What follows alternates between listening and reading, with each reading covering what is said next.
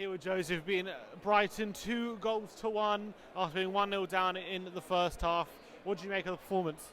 I mean, first half wasn't great, very uninspiring. Obviously had the goal VAR disallowed. I mean, it looked at it. I mean, it must have been just offside, like marginally, by his chest. I mean, it's annoying that we celebrated the goal and obviously VAR disallowed it, but because it's not been our best friend recently. But overall, we can't complain about it. We've had the rubber agreement in the past with VAR before, so we can't complain about it. But I mean, it's just annoying. We conceded from a set piece right before half time.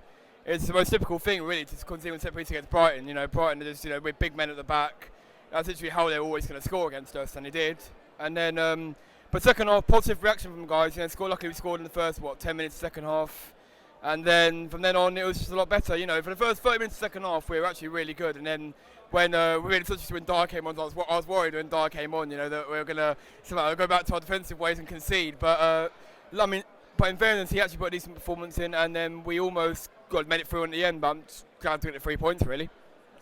Do you think our approach at the beginning of this game was too defensive, or do you think the big change was more of a desire change in that second half rather than a attacking kind of mentality change? I think it was more of a desire change, actually. I don't think we approached it defensively. Maybe a bit too slow, in terms of midfield. We didn't really pass the ball quickly enough forward, but I mean, I can see what Winks can do. There was times when Winks was, chasing down and, pressuring the team at the top of the pitch. But also, he played a great ball on top for Kane, it was offside goal. But at least he played a great ball at the top. I mean, that's what we kind of need more from midfield. I feel like Ndombele would have given that us, more. But yeah, why? Apparently, he's not injured. Just wasn't in the squad today. What did you make out of that?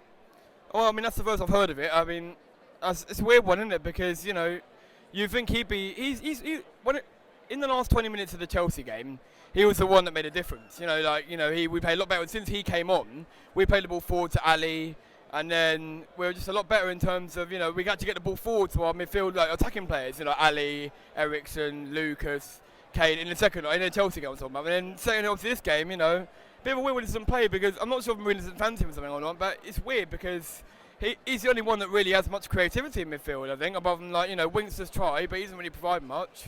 Eric Dyer, obviously, we know my feelings about him. I don't think he provides much either in terms of creative going forward. He doesn't turn, and it's emphasised the match of the day recently that our players don't turn on the ball. Midfielders, we're not creating anything from centre mid, so it's a weird one. He's not really in the team.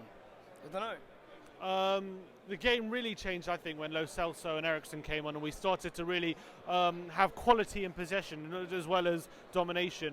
What did you make of their both performances as substitutes? Yeah, I mean, Ericsson was funny. It's funny because I actually said a minute before to my dad, I said Ericsson, my next change would be Ericsson for Winks. And then obviously a minute later, Mourinho agreed with me. He did the same change, exactly what I wanted to do. Telepathic, I think. Yeah. And luckily, I mean, it's great it paid off because, look at the goal that he scored, second goal. Ericsson played one great ball to play wide to Lucas. And the second one, he played a great ball in behind for Aurier. I don't know any of the midfielders that we could have done that could have played that pass. Great ball in behind for Aurier, and then cut it back, and then Ali scores, and that's the difference in the game, really, because, I mean, that's the difference between 1-1 and 2-1. It really is. That's the difference. I mean, those two passes from Ericsson, superb. Absolutely brilliant. Who was your man of the match, then? Man of the match. Difficult one. I mean, Harry Kane wasn't in the game as much, but I like his work ethic again. When he's coming back to defend as well, especially at the end, come back, he always done that, but that's like typical Kane, really. He scored, and then, he didn't assist.